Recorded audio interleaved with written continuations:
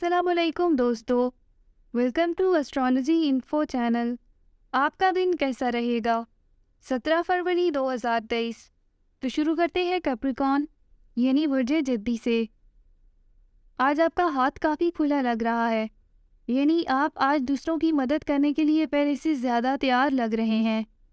इस वक्त आपके हाथ में जो भी मंसूबे और मामलात हैं, इन पर काम को बढ़ाएं और जल्द ज़िंदगी में एक बड़ी तरक्की लाने की कोशिश करें।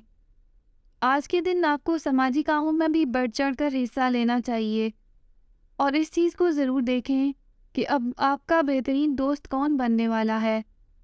आज अमली तौर पर कुछ करते हुए अपने ख्वाबों को हकीकत का रंग देने की कोशिश करें। आज के दिन अपनी अना के बहकावे में आकर किसी के साथ भी अपने ताल्लुकात को बिगाड़ने की कोशिश मत करें।